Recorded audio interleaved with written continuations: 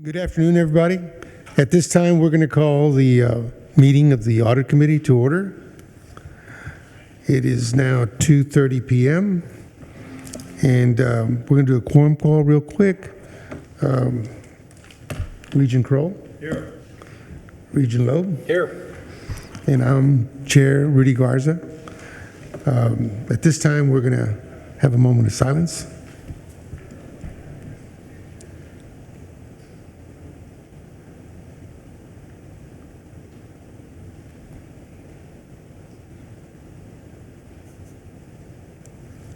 Okay. David, you're the new guy on the block. Why don't you lead us in the Pledge of Allegiance? Please join me in the pledge. I pledge allegiance to the flag of the United States of America and to the republic for which it stands, one nation, under God, indivisible, with liberty and justice for all.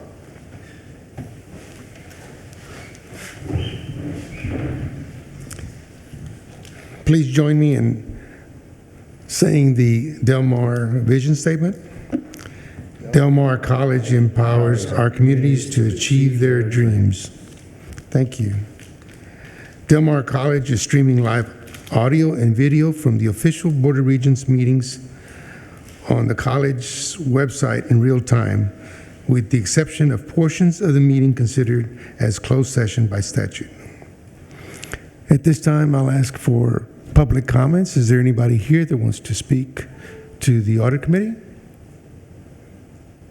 See none. See none, okay. We'll close the public comment section. We're going to go to the first item on the agenda, and that's approval of the minutes of our September 26, 2024 meeting. There's two of us here, so I'll entertain a motion from Regent Kroll. We have a motion, and I second the motion. Is that we're the only two committee members that were present at the last meeting. So any changes or corrections to the minutes? Okay, all those in favor say aye. Aye. Anybody opposed? Okay, motion carries. We're going to go on to item 2, which is the discussion and possible action regarding the college's internal audit activity, including FY25 plan status, the internal audit reports for SB 17 and Bursar, and accounts payable and disbursements. And I'm going to ask our auditor, Dan Graves with Weaver, to come forward. You're already here. You're ahead of me. Come on up. Thank you.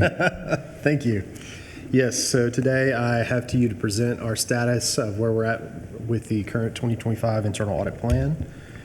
With that, we'll cover our audit over SB 17 compliance, where we're at with our financial aid and maintenance audits, as well as our 3 follow-ups over the Bursar's office report, accounts payable and disbursements, and then information security. First off, our internal audit over SB 17 compliance, it is complete. That focused on just that compliance with Senate Bill 17 that's codified within the Texas Education Code, Section 51.3525. We worked with college administration, looked at documentation, tested documents, and we finished everything, or is tested as of December 3rd. And everything is complete, and we have presented all the details, and we will present those to you in executive session. The opportunities for improvement we identified, management's addressed when we presented it to them. You should see that when we discuss all the detail in our closed session. For internal audit over financial aid, we are performing that audit currently. That is in progress. That audit itself, we originally did back in 2015. And so it is, part of the reason it's here is because it's just an opportunity to do it again. It's been a little while. We do have a basic understanding from our prior audit, and so we are focusing more on testing in this audit. So we confirmed that our knowledge from our last audit and then our testing, and then we're also looking at key IT systems as part of that scope. That includes our institutional aid, local, state, and federal financial aid. Then we do have an internal audit over maintenance. We are in the planning phases for that. That is going to be started this spring. Some of that areas that may be included in the scope. As part of planning, we're working on the detailed scope. But with maintenance, it'll be facilities maintenance, construction and repairs, tools and supplies, custodial grounds, and then deferred maintenance. And so as we work with management and focus in those procedures, we'll narrow that down and have a scope and objectives developed at the end of our planning. We did complete 2 follow-ups, our internal follow-ups over the bursar's office. You'll see here in the table, we had 6 total findings that we were following up on. 4 of those have been remediated. 1 of those is closed because the situation that was present, the sort of facts and circumstances around that finding are no longer present in the college, so we closed that. And then we have 1 that is partially remediated, and that really is centering around a secondary review of tuition waivers granted to students. We've provided that to management. They provided a response back and have a plan to finish the corrective action there. That is in the report. And then also we have finished our follow-ups over accounts payable and disbursements. You'll see in the table we had 5 original findings. 1 is still open, that is a policy that is pending some decisions. We have 2 that are partially remediated. Those center around continuing to update policies and procedures, is performing regular review of those policies, and then 2 of those are remediated. So really 4 of the 5 have made progress and are, if not completed, or close to being completed, and the 1 remains open. Then we do have our information security follow-ups that we are performing this spring as well. We have begun our planning in coordination with the IT department on those, but we have not undertaken those procedures yet. And so as part of our plan, you'll see we've covered everything there. Maintenance will be started this semester. SB 17 compliance is finished. Financial aid is underway, and 2 of the 3 follow-ups are complete. And then the rest of that, we have our annual report, the risk assessment update and refresh that will happen in the July-August timeframe, and then our quarterly reports to you. Dan, can you remind us, Senate Bill 17, just give us a little commercial on what it's about. Senate Bill 17, is the law that now prohibits any diversity, equity, and inclusion aspects to be included in certain things around the college, like hiring, training. It does not impact instruction. It's specifically instruction is excluded. Reporting facts and data about student populations is also excluded from that, and specifically where that's meant for the application of grant funds when the college is applying for grants and additional monies like federal money.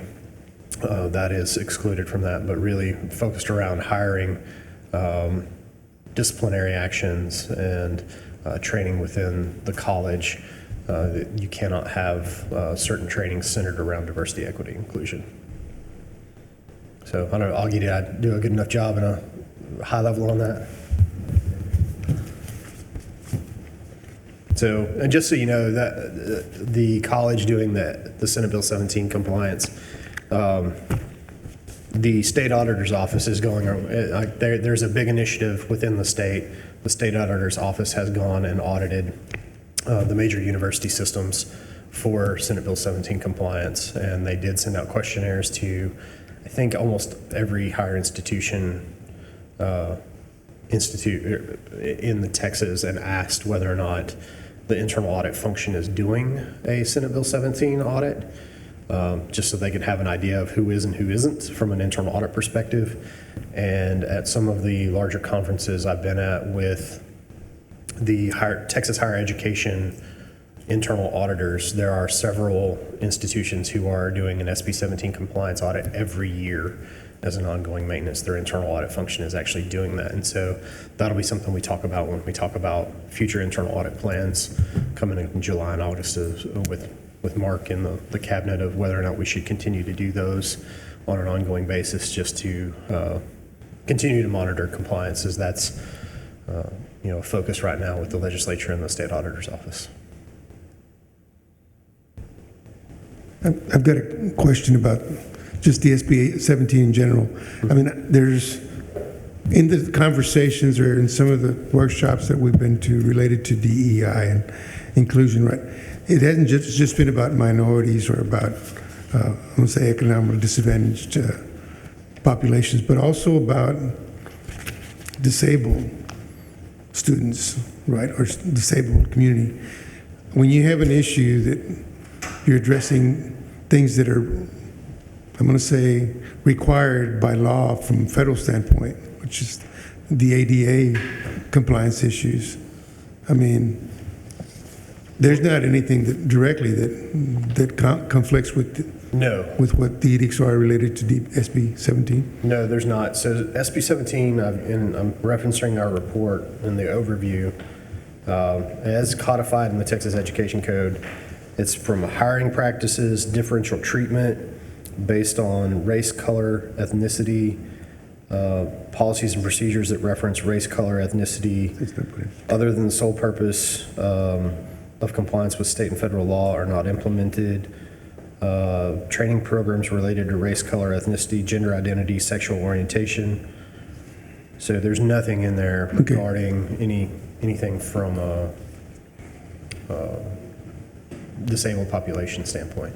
Okay, good. Dan, if I can add one thing, just, he just read it, to the extent that federal law requires us to do something, it doesn't supersede or interfere with that. Good. Now, that was true at the time that they enacted SB 17. There have been a few changes since then, so stay tuned. Okay. But Yeah. at least the way it was originally formulated and put out there, whatever federal law requires us to do or obligates us to report or program, whatever, it does not interfere with that. Okay, and then additional just comment related to the audit on the financial aid areas and how it pertains to fee waivers. I mean, that's going to be even more critical now with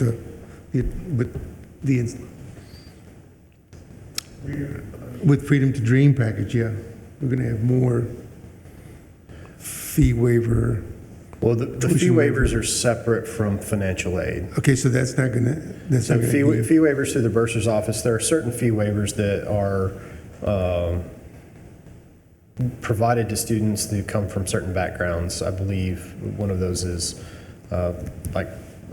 students or youngsters who've gone through the adoption system, they have tuition waivers.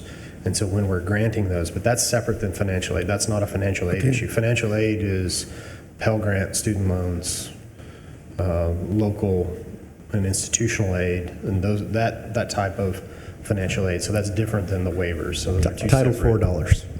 Yes. Title $4. Title IV. Yeah. Okay. Versus what we're doing, there's a whole different pot of dollars. All right. And then the last comment or question that I have is, because I see the maintenance portion it's included in our audit here. There was a while back, I'm not sure, it may have been a couple of years ago, when we were trying to make sure we tidied up everything related to the construction projects and making sure that we had documents or the things that were going to make sure our warranties were going to be exercisable if we ran into issues. And I know that y'all put together a plan and you worked with John on those items. Is there any planned activity to go back and just make sure that what we intended to accomplish by that activity is being... The overlap that would occur there with the maintenance audit is the handoff from the wrap-up of construction projects into the operations, maintenance and operations. So once you complete a building or a construction job, really transferring that knowledge and documentation and then developing an ongoing maintenance plan from that closeout procedure. So you have your construction, then you have construction closeout, and there's a handoff that goes from the construction team to the maintenance and operations teams. And so that's really where the overlap would occur of how we develop the maintenance plans and what we do with the maintenance plans. That's really where the maintenance audit starts. And then we'll go on from there about continuing how the maintenance is performed, those types of things as we continue to scope it out. Could we just have a slight conversation about that with John present, maybe at the board meeting when we approve the internal audit? Absolutely. Activity? In other words, what's the go-forth plan? Yeah. Based on the findings from the internal audit and so forth, we can work with John and we can have that ready in a matter of no time. I don't know that you all have had any conversation. We've not made that linkage yet. No, we're like I said, we're just in the starting, Okay. the planning phases of maintenance for Okay. this year. So we don't You haven't have engaged the him. scope and objectives developed. It's on the plan for us to start here in this spring semester, and we'll do that through the early summer. And And so you'll- that's the plan. And you'll do that with John and Yes. team and so forth, working Yes. with Ms. McDonald and so forth. So let us Yes. kind of engage there to find out what the linkage is Okay. for the second half of that. All right. Any other questions or comments on the board? I just wanted to ask on the audit on the fee waivers, that we get kind of a list of what people can qualify for a fee waiver or tuition waiver for. You know, I know there's that, wards of the state, and then I think, isn't there one for veterans or something like that, I actually think it's for visually impaired. for visually impaired? Okay. Veterans fall under, Hazelwood State. yeah, they have the Hazelwood, which is state aid, and then federal aid with the GI Bill. post 9/11 GI Bill. Yeah. Okay. So that goes through bursars or that goes through financial aid? That's through financial aid. Okay. The GI Bill and Hazelwood go through financial aid. Okay. The bursar's office is the ones that applies the waivers. The bursar's office process is with the collection of funds and the posting of funds to student accounts, and so that's where the waivers come in, is because they're not paying with funds, they're getting a waive of the fee. Right. And so that's why Okay. that's why waivers are there and not in financial aid. So so if it's a federal one, they presumably pay us. And if Through it's a the state Department of one- Education reconciliation process and financial aid, yes. Yeah, and we're so, testing that. but if it's a state one where they said you're just not allowed to charge these people, that goes through bursars. No, well, there's an application piece with financial aid for Hazelwood. It's not Okay. that we're not allowed to charge, is that there's state aid there, and that's actually through financial aid too. This one is where you're not allowed to charge, it's just a waiver, and that's the bursar's office, and that is for, I believe, the visually impaired and the wards of the state. Okay, great. But I can get clarification in Yeah, I mean, board meeting. that'd be great, because, yeah, I knew there's a lot of these kind of out there. I never had a list where I could go, okay, that's, The list of what waivers is very small, okay. very small. All right, thank you. Madam Chair, welcome. I didn't see you when you walked in. I apologize, but thank you for sir. joining. Sorry I'm late. But no, thank you for joining us. Appreciate you being here. Thank you.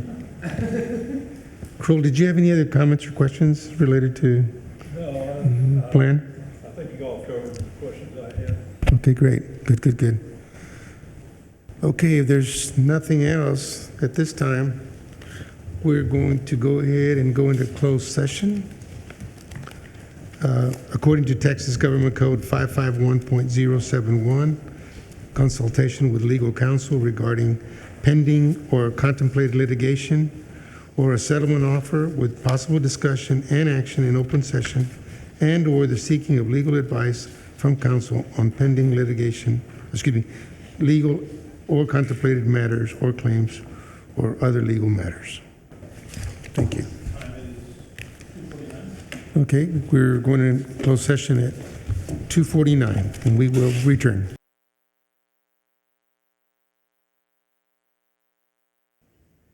Okay, it's now 3:23, and we've ended our closed session.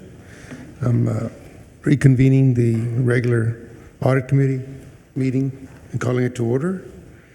At this time, we'll consider a motion to determine what action. I make a motion that we accept the report from the auditor and recommend this be presented to the full board.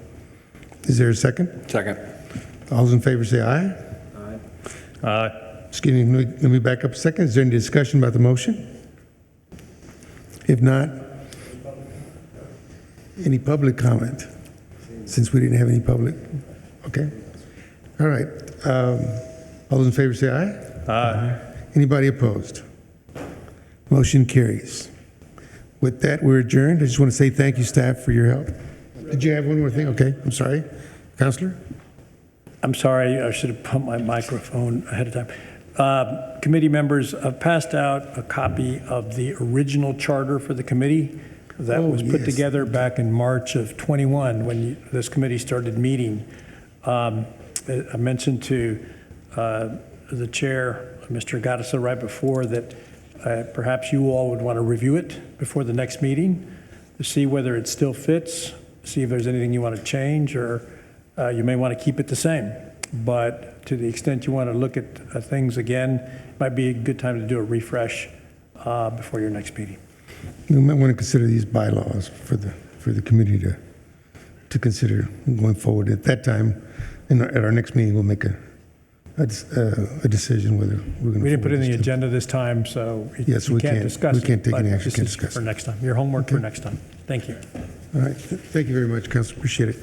With that, it's now 3:25, and this meeting's adjourned. Thank you so much.